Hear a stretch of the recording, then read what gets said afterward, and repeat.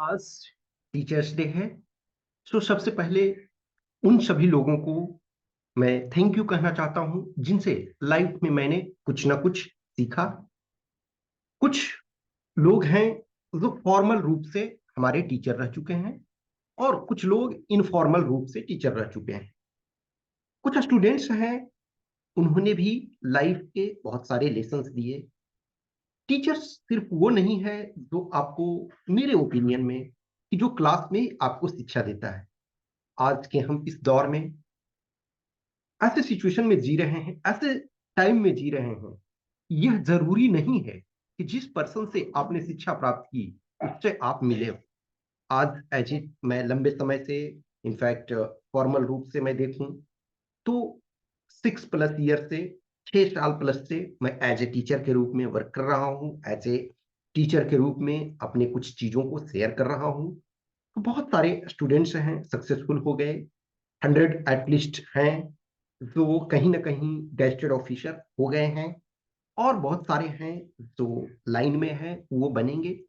Majority से मैं face to face नहीं मिला हूं, इन द सेंस कि फिजिकल फॉर्म में हम एक साथ नहीं मिले हैं, लेकिन आज के इस कनेक्टेड वर्ल्ड में हम एक दूसरे से जुड़े हुए हैं। अब ये जो आपका टॉपिक है, टाइटल है, और बहुत सारी चीजें इसमें मैं डिस्कस करूंगा। ये जो आप चैनल पे देख रहे हो, ये इस चैनल पे हमारा ये फर्स्ट वीडियो है। और जो मैं लंबे समय से यूट्यूब पे, करीब 4 ईयर्स से मैं यूट्यूब पे स्टूडेंट्स को गाइड कर रहा हूँ। इस बार जब एक तरह से 18 अगस्त, सॉरी 18 अक्टूबर आएगा, तो जब मैंने फर्स्ट अपने वीडियो अपलोड यूट्यूब पे अपने रिकॉर्ड किए थे, और या ऐसे देखें तो 4+ ईयर्स हो चुके हैं। लेकिन यदि हम क्लासरूम और ये सब को देखें तो 6+ ईयर से स्टूडेंट्स को टीच कर रहे हैं, पढ़ा रहे हैं। उनको जो भी कुछ हमने जीवन में सीखा उसको हम शेयर कर रहे हैं। ये बहुत दिनों से हमारे मन में जिज्ञासा थी, हमारे मन में एक विचार था कि मैं फिलॉसफी पर कुछ चीजें अपना शेयर करूं, अपने चीजों को व्यक्त करूं। ये कुछ स्टूडेंट्स के तरफ से भी डिमांड था, और कुछ मेरी अपनी भी जिज्ञासा थी, अपनी भी इच्छा थी। क्योंकि जब हम फॉर एग्जाम्पल असिस्टेंट कमांडेंट के लिए प्रिपरेशन करवा रहे हैं या किसी और एग्जाम के लिए प्रिपरेशन करवा रहे हैं, तो एक स्टूडेंट है, एक पर्सन है, वो लिमिटेड टाइम के लिए जुड़े हुए होते हैं। लेकिन ये एक दर्शन है, जो फिलॉसफी है, जो चीजें हैं जीवन का, ये आपका लाइफ लॉन्ग चलता रहता है। इसमें आपका स्टूडेंट होना और ना होना ये मायने नहीं रखता है। वो कहते हैं ना कि एक पर्सन जो है वो जीवन भर सीखते रहते हैं, वो अपने फुल लाइफ लर्निंग करते रहते हैं। इसी क्रम में मैं इस चीज को शुरू कर रहा हूं। ये इसमें से ऑब्वियसली एक टीचिंग जो है वो अलग प्लेटफॉर्म है। ये इसमें मैं जीवन के संबंध में जो मैं कुछ सीखा हूं, जो मैं कुछ अनुभव कर रहा हूं, जो मैं कुछ अध्ययन कर रहा हूं, उसके बारे में चीजों को थोड़ा थोड़ा करके डिस्कस करेंगे। आपके कुछ प्रश्न होंगे, आपके कुछ सुझाव होंगे, वो मैं शेयर करूंगा। एक स्टूडेंट सपोज जो प्रिपरेशन कर रहे थे, शायद अब उस प्रिपरेशन से या तो उनका एज खत्म हो गया या वो उसमें सक्सेसफुल हो गए, तो अब बहुत सारे बॉन्डिंग्स जो हैं कम होते हैं। तो इसमें से है वो आप जुड़े रह सकते हो, आप अपने विचार को शेयर कर सकते हो, और कुछ टॉपिक सजेस्ट कर सकते हो, कुछ टॉपिक आप इंक्वायर कर सकते हो, उसके बारे में हम चीजों को डिस्कस करेंगे। अब सबसे पहले जो ये यहाँ टाइटल हमने दिया है, अथा तो दर्शन जिज्ञासा। अब देखा जाए, अथा तो शब्द का मतलब होता है अब, एक तरह से now is the time to inquire about philosophy. अब यदि बहुत सारे जो मैंने कुछ सीखा तो उसमें से दो चीजें हैं। जैसे एक, आप बादरायन का ब्रह्म सूत्र या देखो, या फिर वेदांत सूत्रा देखो, तो उसमें से एक टर्म आता है, अथा तो ब्रह्म जिज्ञासा। Means now is the time to inquire about the ultimate truth. अब मैं ये नहीं कह सकता हूं कि now is the time to inquire about the ultimate truth. Ultimate truth और ये सारी चीजें, फिलॉसफी में बहुत सारी चीजें हैं जिसको कहना मुश्किल है। अब जैसे फॉर एग्जाम्पल कहते हैं ना कि बुद्धा से बहुत सारे प्रश्न पूछे जाते थे, बहुत सारे क्वेश्चंस पूछे जाते थे, तो उसमें वो मौन रहते थे। क्यों? ऐसा नहीं है, शायद वो उस चीज पे या तो उसके एब्सोल्यूट कोई आंसर नहीं है, या उससे बुद्ध को लगता था कि कोई इससे निष्कर्ष नहीं निकलने वाला है, तो उन बहुत सारे जो प्रश्न होते थे उस पर मौन होते थे। तो अल्टीमेट ट्रूथ के बारे में बहुत सारे ऐसी चीजें हैं जिसके बारे में हम कुछ नहीं कर सकते हैं। मैं एक बिगिनर हूं चीजों को, लेकिन तो ये है कि दर्शन के संबंध में, जीवन दर्शन के संबंध में कुछ चीजें हैं, कुछ जिज्ञासाएं, हमारी भी जिज्ञासाएं हैं। उसके संबंध में मैं भी एक्सपीरियंसेस और ये सारी चीजों को कर रहा हूं, और इसके संबंध में मैंने सोचा ठीक है चलो कुछ डिस्कशन होगा, कुछ मुझे भी लर्न करने को मिलेगा और कुछ मैं दूसरे को भी सिखाता हूं। अब प्रश्न ये उठता है, ये सीरीज में धीरे धीरे करके आगे हम चलते चलेंगे, बहुत सारे प्रश्नों को हम लेंगे, बहुत सारे चीजों को पर अपने ओपिनियन देंगे, कुछ दूसरे के ओपिनियन है उनको भी हम शेयर करेंगे। प्रश्न ये उठता है कि आप दर्शन हो या दुनिया के कोई भी सब्जेक्ट हो, इन नंबर ऑफ टीचर्स हैं, इन नंबर ऑफ गुरु हैं, इन नंबर ऑफ चैनल्स हैं, इन नंबर ऑफ किताबें हैं, तो फिर इसकी जरूरत क्या है? यही प्रश्न मेरे मन में बहुत बार आया, और इसी वजह से मैं इसको टालता गया। वो कहते हैं ना, प्रोक्रेस्टिनेशन करते करते बहुत दिनों से ख्याल आ रहा था कि मैं फिलॉसफी के ऊपर स्पेशल कुछ डिस्कस करूं, लेकिन फिर लगा नहीं, बहुत सारे लोग हैं। लेकिन फिर मैंने काफी चीजों को वर्क किया, काफी चीजों पे पढ़ा, तो लगता है कि yes, in number of person हैं, इन नंबर ऑफ टीचर्स हैं, इन नंबर ऑफ फिलोसफर हैं, लेकिन हर पर्सन ने कुछ ना कुछ सिखाया। और दूसरी ये होती है कि कुछ पर्सन्स जो होते हैं जिनसे आप पर्सनल जुड़े हुए रहते हो। अब मान के चलो दुनिया के में सपोज करो कि 1000 फिलोसफर हुए, कुछ हमारे टाइम में नहीं है, कुछ हमारे टाइम में है। अब जो भी आप टॉप फिलोसफर को पढ़ते हो वो हमारे बीच नहीं है, हम उनसे बात तो नहीं कर रहे हैं फिजिकल फॉर्म में, या हम उनसे कम्युनिकेट नहीं कर पा रहे हैं। आप आज एरिस्टोटल से तो कोई प्रश्न पूछ नहीं सकते हो, सोक्रेट से कोई प्रश्न पूछ नहीं सकते हो, आचार्य रजनीश ओशो से कुछ प्रश्न पूछ नहीं सकते हो।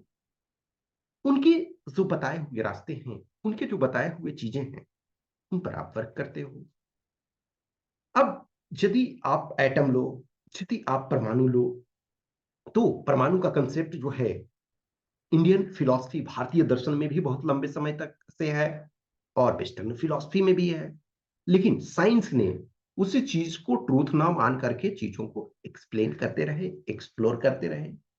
तो मैं ये इस वजह से कर रहा हूं कि कुछ स्टूडेंट्स हैं, कुछ लोग हैं, कुछ पर्सन हैं जो हमसे जुड़े हुए हैं, तो इन चीजों पे एक डिस्कशन हो, एक डिबेट हो, जो प्रैक्टिकल प्रॉब्लम्स को डिस्कस कर सकें, वो सारी चीजों को कर सकें। एक दूसरा कारण है कि बहुत सारे चीजें होने के बावजूद भी न्यू चीजों की क्यों जरूरत होती है? जरूरत इस वजह से होती है कि everything is not suitable for everyone. Philosophy के बहुत सारे पार्ट्स हैं, बहुत सारी चीजें हैं, कोई सूट नहीं करता है। कुछ हम बोलते हैं, कुछ हम चीजों पे डिस्कस करते हैं, तो वो उसमें से जो होता है वो बहुत सारे पर्सन्स को ये सूट करता है, कुछ ये नहीं सूट करता है। तो हम इसमें से कोशिश करेंगे बहुत सारे चीजों को डिस्कस करने के लिए। ये इनके विचार हैं, और दूसरे होते हैं कि एक प्रैक्टिकल उसके एस्पेक्ट्स हैं। जीवन में हम बहुत सारे चीजों को करते हैं, समझते हैं, कुछ का जो है प्रैक्टिकल इम्प्लीकेशन है और कुछ के थ्योरेटिकल इम्प्लीकेशन है। बहुत सारे चीजों को हम देखते हैं। जस्ट एग्जाम्पल लो कि आप साइंस पढ़ते थे, अब साइंस पढ़ते थे, बहुत सारे स्टूडेंट्स हैं जिनको फिर साइंस से कोई मतलब नहीं है, उनको दुकान चलाना है, तो फिर फिजिक्स का, न्यूटन का सेकंड लॉ क्यों पढ़ रहे थे जब उन्हें दुकान ही चलाना है? या उन्हें एक, सपोज करो, सॉफ्टवेयर इंजीनियर बनना था, तो न्यूटन सेकंड लॉ को सॉफ्टवेयर इंजीनियरिंग में वो क्या करेंगे? या एक, सपोज करो, आईएएस ऑफिसर बनना था, तो न्यूटन सेकंड लॉ क्या करोगे? लेकिन जीवन में हम जितनी चीजों को समझते हैं, जितनी चीजों को करते हैं, उतना फायदा होता है। एक बहुत फेमस बुक है, विज्ञान भैरव तंत्रा। योगा का आज दुनिया में क्रेज है। In fact yoga since time memorial चल रहा है, और अभी देखोगे 2015 से जो योगा हम सेलिब्रेट कर रहे हैं, इंटरनेशनल योगा डे 21 जून को।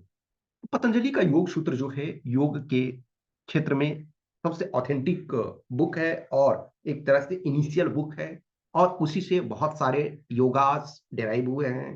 अब जैसे श्री अरविंदो का इंटीग्रल योगा है, फिर आचार्य रजनीश ओशो का डायनेमिक मेडिटेशन कर सकते हो उसको। तो अलग अलग फॉर्म में जो हैं चीजें, योग, मेडिटेशंस ये आए। अब योग जो कहते हैं, एक विज्ञान भैरव तंत्र के बारे में मैंने बताया। तो विज्ञान भैरव तंत्र जो है उसके दो सोर्सेस से मैंने स्टडी किए हैं, दो सोर्सेस को मैंने देखे हैं। एक जो आचार्य रजनीश है, मैं already the person most learned person of means last, you can say कि 100-200 years, और you can say entire humanity, the most learned person. इतनी ज्यादा उन्होंने स्टडी की, शायद किन्हीं ने नहीं किया। तो एक तो विज्ञान भैरव तंत्रा के बारे में मैं उनसे उनकी चीजों को पढ़ा, उनके चीजों को सुना। और दूसरा एक है रंजीत चौधरी नाम के एक पर्सन हैं, उन्होंने ये बुक लिखा है 112 मेडिटेशंस फॉर सेल्फ रियलाइजेशन, विज्ञान भैरव तंत्रा।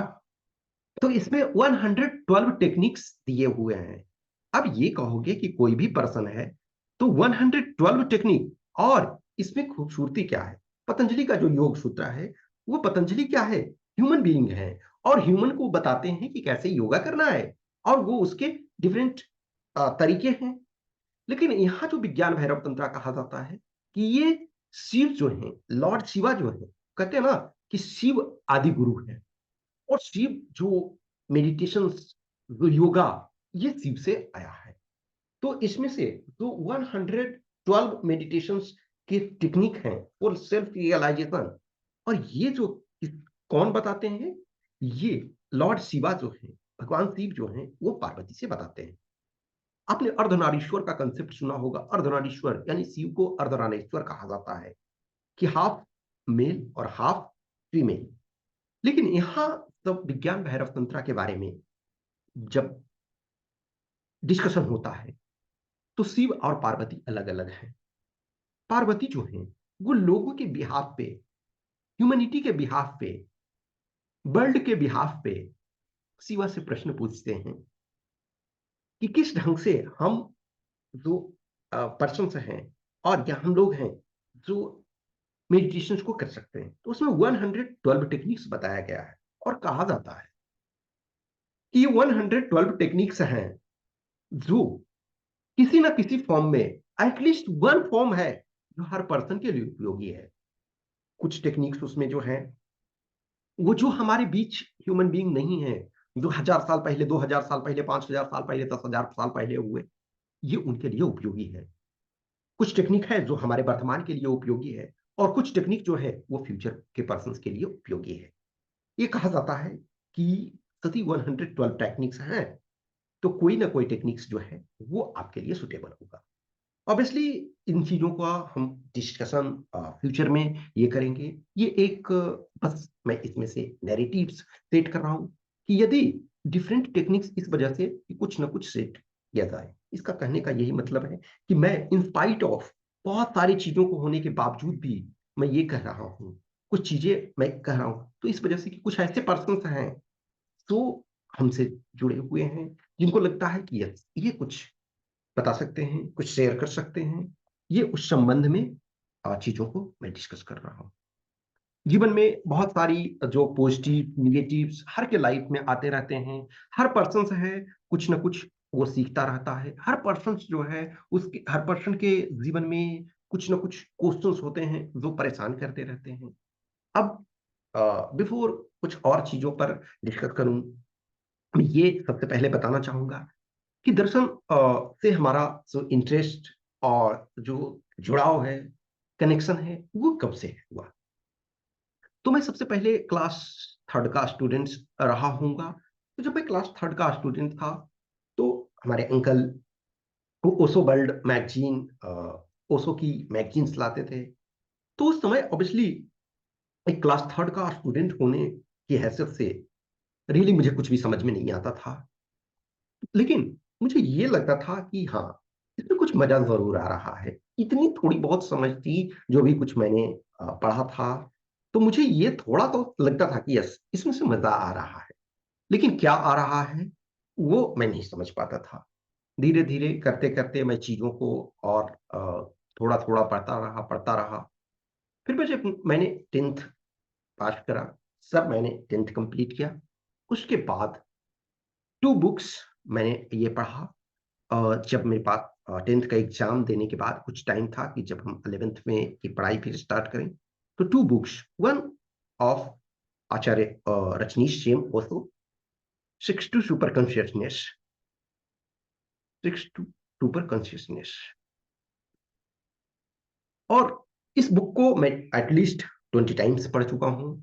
इस बुक के बारे में भी और चीजें मैं डिस्कस करूंगा, चीजें आप लोग को बताऊंगा। और दूसरी एक बुक है खलील जिब्रान की, the Prophet. The Prophet, Khalil Gibran की।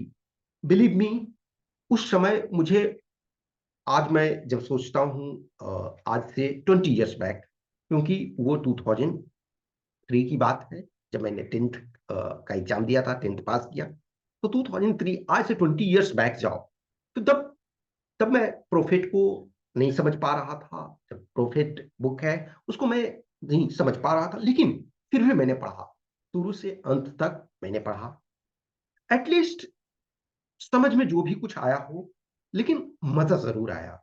उसके बाद फिर मैंने जो खलील जिब्रान है उनके और बुक्स पढ़े, जैसे madman, the sand and the foam, broken wings, और बहुत सारे जो बुक्स हैं वो उनको पढ़ा। ओशो के कम से कम मोर देन, इनफैक्ट कह सकते हैं 200 या 200 बुक्स को कंप्लीटनेस में पढ़ा। और ऐसे यदि देखा जाए तो होलिस्टिक वे में 200, और अदरवाइज और पार्ट पार्ट में हम करके 400 एटलीस्ट। उसने एक चीज है कि उसने कोई भी बुक को उस ढंग से लिखा नहीं, वो उनके प्रवचन होते हैं, और उस प्रवचन का संकलन तो सबसे ज्यादा मैंने उनसे सीखा। फिर उसके बाद जो है ये 2003 में मैंने बताया कि 2 मेन बुक्स को मैंने पढ़ा। उसके बाद फिर जो भी इंजीनियरिंग प्रिपरेशन के ड्यूरेशन में मैं रहा, फिर मैंने 2007 में सब इंजीनियरिंग में एडमिशन लिया। तो उस टाइम फर्स्ट टाइम में लैपटॉप मिला, मैंने अपना लैपटॉप परचेज किया। और फर्स्ट टाइम वाईफाई और इंटरनेट कनेक्टिविटी प्रॉपर तरीके से मिली। तो फर्स्ट टाइम मैं ये, तब तक मैं पूरे हार्ड कॉपी ही पढ़ता था, क्योंकि तब मुझे सॉफ्ट कॉपी और ऐसा चीजों का कोई आइडिया नहीं था। तो जब मैं 2007 में फर्स्ट टाइम जब मेरे पास लैपटॉप आया, और फिर मैंने सर्च किया इंटरनेट, बहुत सारी चीजें, तो लगा कि फ्री बुक्स भी और जो पीडीएफ में मिलते हैं, तो उस पीडीएफ बुक्स को पढ़ना चालू रखा, और वो 2007 से कंटिन्यू जारी रहा। अब 2007 से 11 तक इंजीनियरिंग करने के बाद फिर मैंने अगेन पीजी किया। पीजी करने के बाद फिर मैंने ग्रेजुएशन किया, और उस ग्रेजुएशन में मैंने 8 सब्जेक्ट्स फिलॉसफी के पढ़े। तो ये फॉर्मल रूप से फिलॉसफी पढ़ने का ग्रेजुएशन के ड्यूरेशन में 2014 में हमने एडमिशन लिया, तो 2014 से हमने 8 सब्जेक्ट्स ये पढ़ा। फिर उसके बाद जो है वो मैंने फिर इकोनॉमिक्स में पोस्ट ग्रेजुएशन किया। फिर हमने पब्लिक एडमिनिस्ट्रेशन में पोस्ट ग्रेजुएशन किया। फिर मैंने अभी जो ये इस ईयर में है, यानी कि जनवरी वाले सेशन से जो है वो मैंने फिलॉसफी एमए में एडमिशन लिया। तो ये हमारे कुछ फिलॉसफी के फॉर्मल ये जर्नी है। और मैं इस समय आप लोग से जब कम्युनिकेट कर रहा हूँ, जब मैं ये रिकॉर्ड कर रहा हूँ, तो मैं एमए फिलॉसफी का स्टूडेंट हूँ। तो और अदर चीज़ों को मैंने ऑलरेडी बताया कि मैं पब्लिक एडमिनिस्ट्रेशन पढ़ चुका हूँ, पब्लिक एडमिनिस्ट्रेशन में मास्टर्स कर चुका हूँ, आपके इकोनॉमिक्स में मास्टर्स कर चुका हूँ, सोशियोलॉजी में मास्टर्स। तो ये सारे चीजें चल रही है। तो फिर मैं, अब मुझे लगा कि यस, अब एक राइट टाइम है कि मैं इन चीजों को स्टार्ट करूं, इन चीजों पे वर्क करूं। ये मेरी अपनी खुद की भी पैशन है, और आप लोग से भी लर्न करने का, आप लोग जो भी कमेंट करोगे, जो भी आप लोग को अच्छा बुरा, मैं कभी भी ये नहीं कह सकता हूँ, कभी भी नहीं कह सकता हूँ कि मैं अब अच्छा खासा जान गया हूं, नहीं। जब भी आप किसी भी चीज में आगे बढ़ते हो, जैसे जैसे आप आगे बढ़ते हो, वैसे वैसे आपको लगते जाता है कि हमारी जानकारी कम होते जा रही है। इस डायरेक्शन में सुकरात जो हैं, वो सबसे फेमस पर्सन है कि दुनिया की के उस समय के अपने टाइम के फिलोसफर्स में one of the highest knowledge रखने वाले थे सोक्रेट्स। सोक्रेट्स के स्टूडेंट हुए फेमस प्लेटो, प्लेटो के स्टूडेंट हुए एरिस्टोटल, एरिस्टोटल के स्टूडेंट हुए अलेक्जेंडर द ग्रेट। तो एक तरह से ये जो गुरु शिष्य परंपरा में एक सुकरात जो हैं, वो एक डिवाइन पर्सनालिटी हैं, वो एक नॉलेजेबल पर्सन हैं। वो भी जैसे-जैसे ऐज बढ़ता जाता है, जैसे-जैसे उनका ज्ञान बढ़ते जाता है, वैसे-वैसे वो कहते हैं कि मुझे पहले लगता था कि शायद मैं कुछ जानता हूँ। जैसे-जैसे मैं आगे बढ़ रहा हूँ, मुझे लगता है कि मैं बहुत कम जानता हूँ और इसी विचारधारा का मैं पक्षधर हूँ। दुनिया में आज इतनी ज़्यादा नॉलेज है, इतनी ज़्यादा बुक्स हैं कि हम कह ही नहीं सकते हैं कि हम बहुत अच्छा खासा जानते हैं। तो मैं उन लोगों में से हूँ कि जो सीखने के लिए हमेशा क्यूरियस रहता हूँ, चीज़ों को सीखना चाहता हूँ। बहुत बार स्टूडेंट के एक्सपीरियंस से, बहुत बार बहुत सारे टीचर्स के एक्सपीरियंस से, दुनिया में बहुत सारे चीज़ें चल रही है। तो मैं शायद मैंने बोला कि ग्रेजुएशन किया, उसके बाद ही मैं फ़िलॉसफ़ी में मास्टर्स कर सकता था, लेकिन मैंने उस समय नहीं किया। फिर मुझे लगा कि अदर सब्जेक्ट्स को और समझना ज़रूरी है। इकोनॉमिक्स को समझना ज़रूरी है, पब्लिक एडमिनिस्ट्रेशन को समझना ज़रूरी है, सोशियोलॉजी को समझना ज़रूरी है, गांधी को समझना ज़रूरी है और बहुत सारे। अब क्या एक मैं फिर ये लगे कि क्या ये एप्रोप्रिएट टाइम नहीं, वो एप्रोप्रिएट टाइम कभी नहीं आएगा, लेकिन ये चीज़ें मैंने अब मुझे लगता है कि ये करूँ। जीवन में बहुत सारे चीज़ों से लर्न किया, लर्न कर रहा हूँ, तो उनमें से चीज़ों को डिस्कस करूँगा, उसमें से जैसे-जैसे कुछ आपके क्वेश्चन्स आएँगे, जैसे-जैसे आपके ऑब्जर्वेशंस आएँगे, वैसे-वैसे चीज़ें आगे बढ़ती जाएगी, वैसे-वैसे आगे चीज़ें बढ़ेगी और हमेशा मैं ये कह रहा हूँ कि ये ओपन प्लेटफ़ॉर्म है, आपको अच्छा लगता है, आप अच्छा कमेंट करो, आपको बुरा लगता है, तो आप बुरा कमेंट करो, खराब कमेंट कर सकते हो। तो ये मैं अपने आप में सुधार करूँगा, मैं खुद भी लर्न करूँगा उस चीज़ से। एक फिलॉसफर हैं रेन डेकार्ट्स, आप लोगों ने बहुत सारे लोगों ने नाम सुना होगा। डुअलिज़्म के एक फेमस पर्सनैलिटी हैं डुअलिटी के, तो रेन डेकार्ट्स ये एक मैथमेटिशियन हैं और उनका एक फेमस बहुत अच्छा टर्म है cogito ergo sum, cogito ergo sum. I think therefore I am. Okay, I think therefore I am. मैं सोचता हूं तो मैं हूं, यानी कि यदि मैं ना सोचूं तो मेरे होने का कोई मतलब नहीं है। ऑब्वियसली इसके मैं बहुत ज्यादा डिटेल में अभी नहीं जाऊंगा, कमिंग डेज में जो ये होगा। इसके बाद के एक और फिलोसफर और पोएट हुए Anthony Leonard Thomas. Anthony Leonard Thomas जो है, उन्होंने इसमें से जो है, जो कोगिटो एर्गो सम है रेन डेकार्ड्स का, उसमें उन्होंने और ऐड कर दिया डुबिटो इर्गो। डुबिटो इर्गो कोगिटो इर्गो सम। इसका मतलब आई doubt therefore I think, I doubt therefore I think therefore I am. Okay, मैं डाउट करता हूं, इस वजह से मैं सोचता हूं और इस वजह से मेरी एग्जिस्टेंस है। तो ये जो है एंटोनी लियोनार्ड थॉमस हैं, जो एक तरह से रेन डेकार्ड्स को, ऑब्वियसली रेन डेकार्ड्स पहले हुए, दोनों फ्रेंच हैं। जो आपके एंटोनी लियोनार्ड थॉमस हैं और रेन डेकार्ड दोनों फ्रेंच हैं। तो रेन डेकार्ड कहते हैं cogito ergo sum, I think therefore I am. जब मैं एक तरह से सोचना बंद करता हूं तो मैं नहीं हूं। इसको सेंटेंस को कंप्लीट किया जाता है कि डुबिटो इर्गो कोगिटो इर्गो सम, ये I doubt therefore I think therefore I M.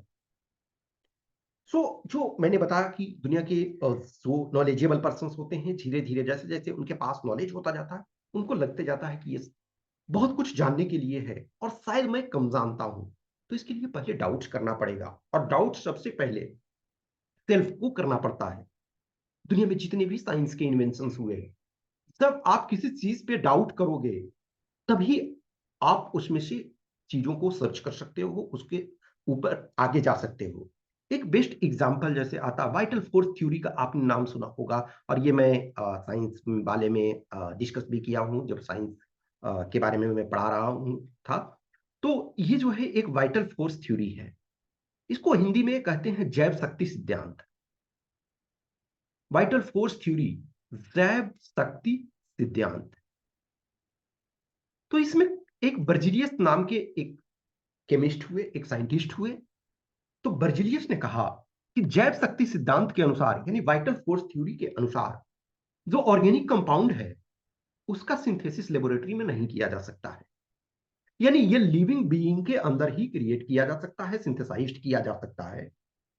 अब यदि सपोज करो कि ये स्टेटमेंट है, इसको ट्रू मान लिया जाता, यूनिवर्सल ट्रूथ मान लिया जाता, और इस पर कोई डाउट ना करते, तो शायद आज हम केमिस्ट्री की दुनिया में जितना आगे बढ़ चुके हैं शायद ना बढ़ पाते। यदि बर्जीलियस के एक स्टूडेंट हुए वोहलर, वोहलर ने इस पर डाउट किया, और उस डाउट के बाद उन्होंने यूरिया का सिंथेसिस किया।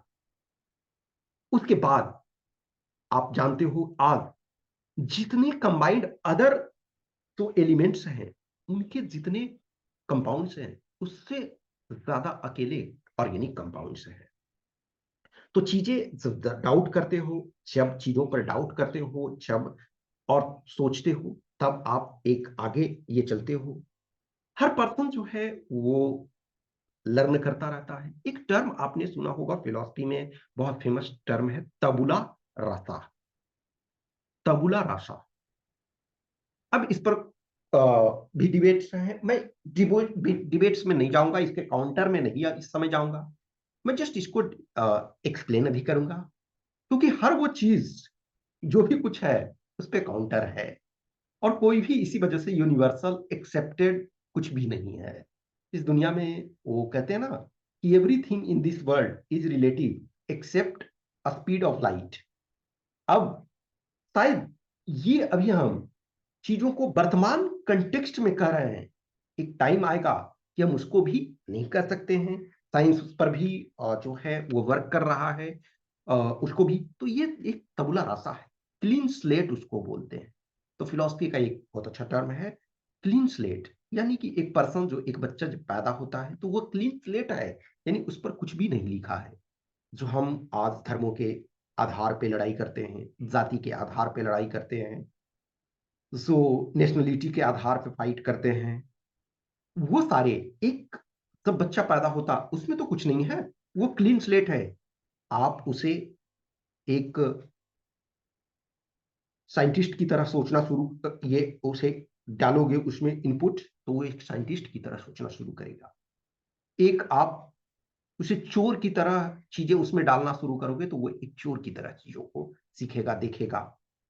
एक उसमें हिंदू का इनपुट आप डालते रहोगे तो वो हिंदू धर्म के प्रति अट्रैक्शन उसका होगा। इस्लाम के चीज को इनपुट करते रहोगे, वो इस्लाम के प्रति ये आएगा। जैसा जो उसमें से डालोगे, तो एक बच्चा जो है वो तबला राशा है, क्लीन स्लेट है।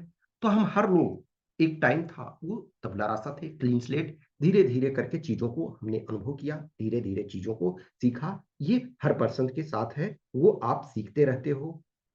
और ये जो कहते हैं ना कि जो every person is function of its time and environment, जो हर पर्सन है, हर जो व्यक्ति है, वो अपने समय और अपने आसपास जो सराउंडिंग्स है, P function of, okay, P function of T and E, person is, every person is function of its time and environment.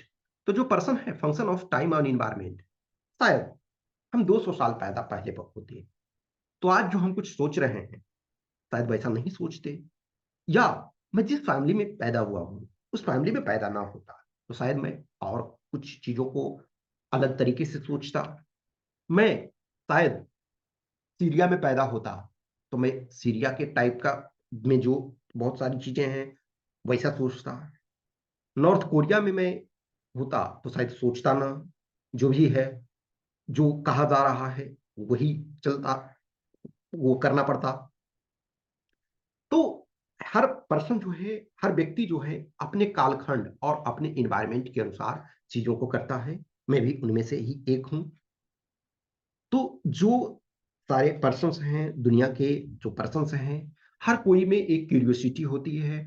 हर जो पर्सन होते हैं उसमें से एक क्यूरियोसिटी होती है चीजों को जानने के लिए, चीजों को करने के लिए। एक जो हम हर पर्सन, वो जो कहते हैं ना कि आप यदि एनसीईआरटी के बुक को सपोज पढ़ो 11th क्लास का, आप आइदर ये साइकोलॉजी का बुक पढ़ो, तो साइकोलॉजी के बुक में क्या होगा, ह्यूमन बीइंग और एनिमल्स जो हैं, तो ह्यूमन बीइंग्स जो इनिशियल बच्चा है, जब एक बच्चा पैदा होता है तो वो एनिमल बीइंग के समान ही है, उस एनिमल बीइंग के समान ही वो वर्क कर रहा है। भूख, प्यास, स्लीप, सेक्स, जो ये है, जो खाना, पीना, सोना, सेक्स, ये जो सारी चीजें हैं, वो उसमें एक ह्यूमन बीइंग और एक एनिमल बीइंग में कोई डिफरेंस नहीं है। तो ये आप एनसीईआरटी भी पढ़ोगे, वहां भी आपको मिलेगा। बहुत सारी चीजें जो हम डिस्कस करेंगे, वो बहुत सारी चीजें जो एज ए स्टूडेंट के पॉइंट ऑफ व्यू से होगा, जो आप प्रिपरेशन करते हो उनके भी पॉइंट ऑफ व्यू से होगा, और बहुत सारी चीजें जो general day to day life से संबंधित चीजें होगी। अभी आपको आज ये लगेगा कि पूरे हफाजर्ड मैनर में, पूरे बिना सर पैर के साथ चल रहा है। तो इसका कारण है कि ये चूंकि मैं आज फर्स्ट टाइम ये बना रहा हूं, इसको फर्स्ट टाइम मैं कर रहा हूं, तो इसमें से बहुत ऐसी सारी चीजें हैं जो शायद एक सिस्टमेटाइज ढंग में नहीं है। जैसे जैसे चीजें आगे बढ़ेगी, जैसे जैसे मैं इस पर वर्क करूंगा, तो वो बहुत सारे टॉपिक्स जो होंगे कि सिंगल एक टॉपिक लिया और उसमें से ये चलता जाएगा। तो जो ह्यूमन बीइंग है और एनिमल बीइंग, वो इन आधार पे कि जो भूख, प्यास, सेक्स और स्लीप जो है, उसके आधार पे वो डिफरेंस नहीं कर सकते हैं। लेकिन ह्यूमन बीइंग में डिफरेंस क्या है कि हम एक रेशनल डिसीजन मेकर हैं। रेशनल डिसीजन मेकर, अब इसमें भी आप आगे जाओगे तो प्रॉपर रेशनल डिसीजन लेना आपके बस में है ही नहीं। जब आप ये फॉर एग्जांपल हर्बर्ट साइमन को पढ़ोगे, ये में पब्लिक एडमिनिस्ट्रेशन में और बहुत सारे पर्सन, तो एक तरह से देखा जाए तो परफेक्ट रेशनल डिसीजन आप ले ही नहीं सकते हो। तो उसी में थ्री कंसेप्ट आते हैं। एक आपका कंसेप्ट आता है इकोनॉमिक मैन या रेशनल मैन, एक सोशल मैन होता है, एक एडमिनिस्ट्रेटिव मैन होता है। तो जो इकोनॉमिक मैन है या रेशनल मैन है, वो परफेक्ट जो है कंप्लीट इकोनॉमिक इंसेंटिव के लिए वर्क करता है। सोशल मैन जो है वो सिर्फ इकोनॉमिक इंटरेस्ट से नहीं, सोसाइटी के पॉइंट ऑफ व्यू से वर्क करता है। और जो एडमिनिस्ट्रेटिव मैन है, वो इकोनॉमिक मैन और सोशल मैन के बीच काम करता है। तो परफेक्ट रेशनल बीइंग कोई भी नहीं है, लेकिन हाँ, हर पर्सन जो है अपने हिसाब से, अपने आधार पे, वो जो उसके पास एक्सपीरियंसेस, वो जो मैंने बोला ना कि every person is function of its time and environment. तो जो person function of time and environment है, उसके आधार पे सोचता है, उसके आधार पे चीजों को निर्णय लेता है। तो हमारे पास बहुत सारी चीजों का जो निर्णय लेने की स्वतंत्रता है। मैंने बताया कि जो एक every person is function of its time and environment. तो एज ए रेशनल पर्सन, उसके पास सोचने का, उसके पास डिसीजन लेने का क्षमता है।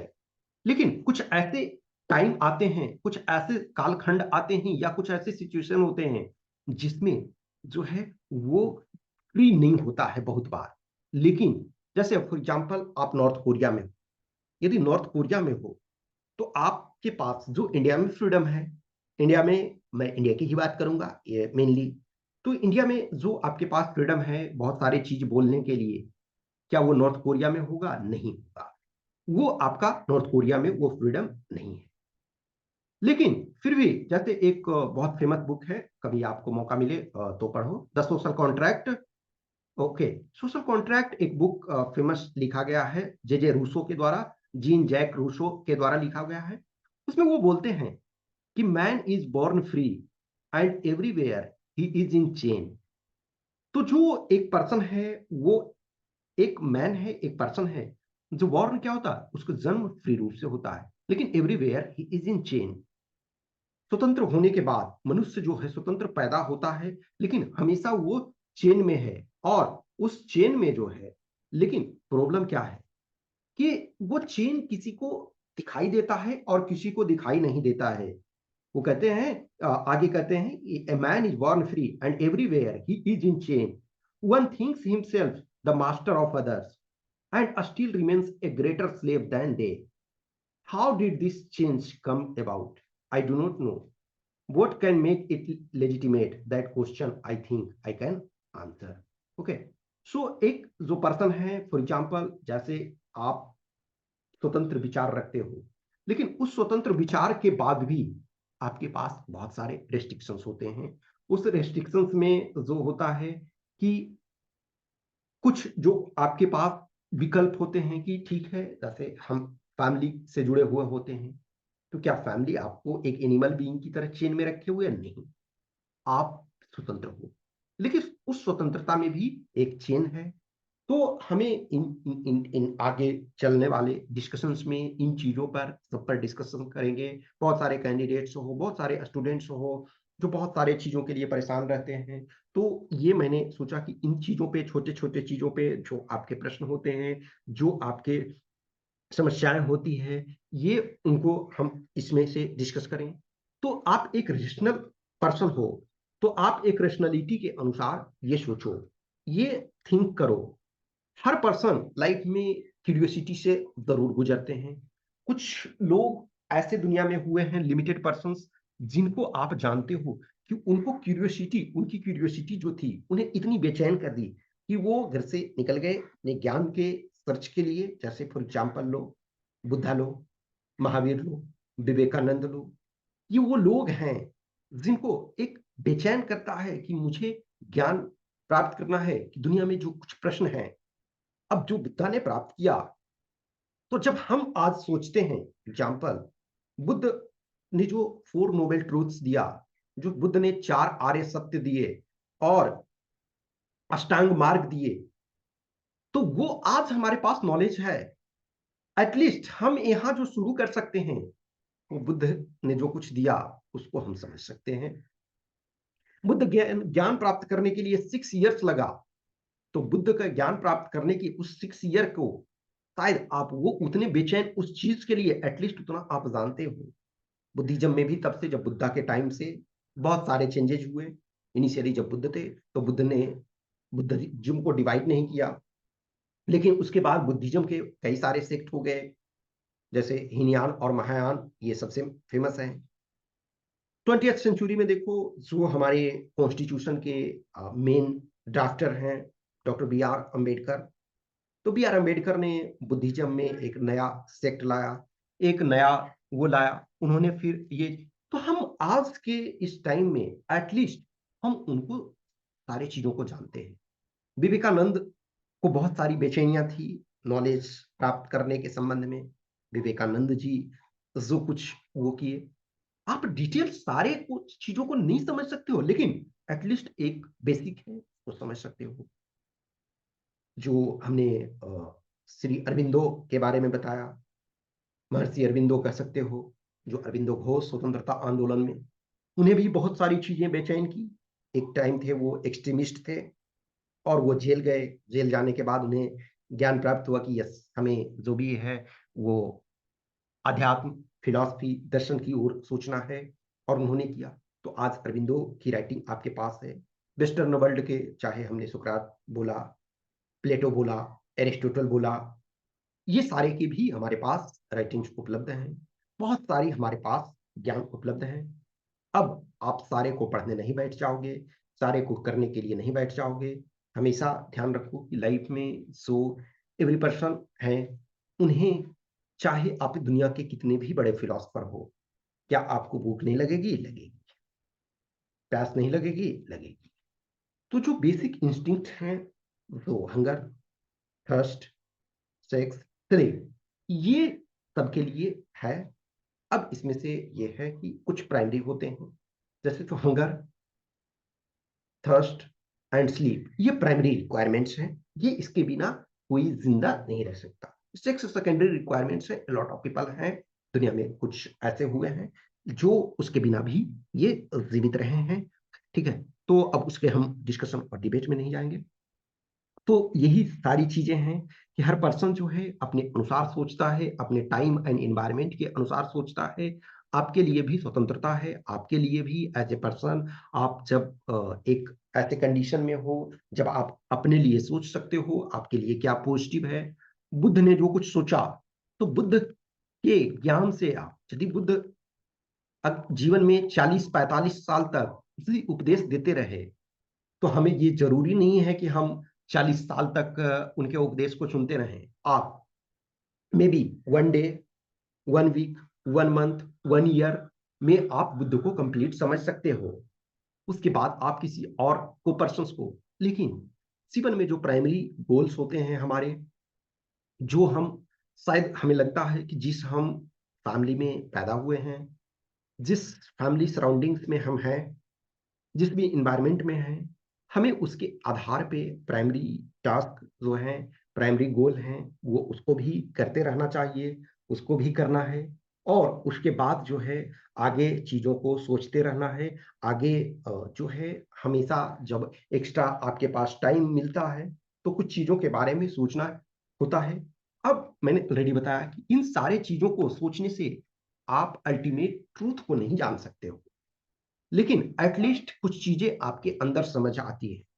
जैसे आप एक यदि विद्यार्थी भी हो, तो जल्दी बहुत सारे दर्शन की चीजों को देखते हो, बहुत सारे चीजों को, डिस्कशन को, डिबेट को सुनते हो, लर्न करते हो, तो एटलीस्ट ये आपको समझ में, आपकी समझ बढ़ती है उस चीजों को। जो कहते हैं ना, जब हम प्रिपरेशन करते हैं, जब एज स्टूडेंट को गाइड करते हैं या जब बताते हैं, तो बोलते हैं रीड बिटवीन द लाइंस।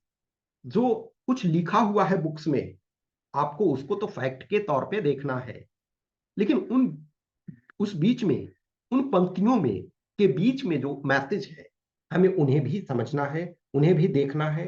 वो जो कहते हैं ना कि जैसे आप एक कहानी पढ़ते हो और एक कहानी के बाद एक पोयम पढ़ते हो, एक कविता पढ़ते हो, तो कविता में आप जैसे बचपन क्लास में हो गए, तो उसमें ये होगा ना कि प्रस्तुत पंक्तियां हमारे पाठ्य पुस्तक के राष्ट्रभाषा भाग इतने से ली गई हुई है। इस जो कविता है, इस जो पोयम है, इसके रचयिता श्री ये हैं, और इन पंक्तियों के माध्यम से वो हम लोगों को बताते हुए कहते हैं। उसके बाद आप उन चीजों को, तो जो कविता होती है, जो संस्कृत के श्लोका होते हैं, अब जैसे फॉर एग्जाम्पल है ना कि ये साम न विद्या न तपो न गुणो, या फिर मैं जैसे ये बोलता हूँ ना, उद्यमेन ही सिद्ध्यंति कार्यानि न मनोरथे न ही सुप्तस्य सिंहस्य परिवेशन्ति मुखे मृगा। तो इसमें से जो लाइन है उसके बीच का क्या मीनिंग, उसके बीच के मीनिंग को भी हमें समझना होता है, उसके बीच के मीनिंग को हमें जानना होता है। तो जैसे जैसे इन चीजों से आपका जुड़ाव होता है, जैसे जैसे इन चीजों से आप जुड़ाव करते जाते हो, जैसे जैसे आप इसमें से इंटरेस्ट लेते जाते हो, तो वैसे वैसे आपको समझ में आते जाती है। दर्शन जो है वो दुनिया का वो एक तरह से सब्जेक्ट ऐसा है जिसने हर इतिहास में हर पर्सन को डायरेक्टली इनडायरेक्टली प्रभावित किया। डायरेक्टली का मतलब है जिन्होंने खुद ज्ञान की इंक्वायरी में भाग लिया, और इनडायरेक्टली का मतलब है जिन्होंने ज्ञान की भागीदारी में, जो खोज है, इन्वेंशन है, उसमें भागीदारी नहीं। अब जैसे फॉर एग्जांपल आज हम इंटरनेट का यूज कर रहे हैं, आज हम आपसे यूट्यूब के थ्रू कम्युनिकेट कर रहे हैं। क्या इस यूट्यूब को बनाने में हमारा योगदान है? क्या इस इंटरनेट को बनाने में हमारा योगदान है एज ए इंडिविजुअल? नो। लेकिन ऐसे उसका हम डायरेक्ट तो लाभ उठा रहे हैं। तो इसी प्रकार है जो दर्शन है, वो दुनिया की जो विचारधाराएं हैं, कुछ जो लिमिटेड जागरूक लोग हैं, वो उनसे ह्यूमैनिटी प्रभावित होती है, और एवरी टाइम में और आगे आने वाले दिनों में बहुत सारी सोसाइटी जो है वो चेंज होते रहती है। वो जो कहते हैं ना कि everything in this world is changing. तो कोई भी ऐसा चीज नहीं है जो कांस्टेंट है। तो एवरीथिंग चेंज हो रहा है, और जैसे जैसे हम आगे बढ़ते जा रहे हैं, बहुत सारे दुनिया में पॉजिटिव चेंजेस भी आए हैं और बहुत सारे नेगेटिव चेंजेस भी आए हैं। तो इन सारे चीजों को आप जब समझोगे, समझते हो, तो एक अच्छे ह्यूमन बीइंग्स बन सकते हो, एक अच्छे जिस जॉब में आप जाना चाहते हो वहां अच्छे तरीके से समझ सकते हो। कुछ लोग होते हैं जो उसी सिचुएशन में रहते हैं लेकिन उसमें से परेशान रहते हैं, कुछ लोग होते हैं उसी सिचुएशन में खुश रहते हैं। एक सिंपल एग्जांपल ले सकते हो, एक एग्जाम में 100 स्टूडेंट अपियर हुए, उसमें से किसी का 99% मार्क्स आ गया और किसी का 10% भी मार्क्स आया। लेकिन हम ना तो 99% वाले को फुल फोकस करेंगे, क्योंकि ये लिमिटेड फ्यू है, और ये यहाँ भी 100 एक दो गिने चुने। लेकिन जो मेजोरिटी है वो जो क्या है, सपोज करो 50 से 70 के बीच में। अब मान के चलो 70 आ गया, 70%। कोई है बहुत ज्यादा खुश है, यस आई स्कोर्ड, आई गोट 70%। और कोई 70% में दहाड़ मार करके रो रहा है कि 70% ही हमारे आए। तो ये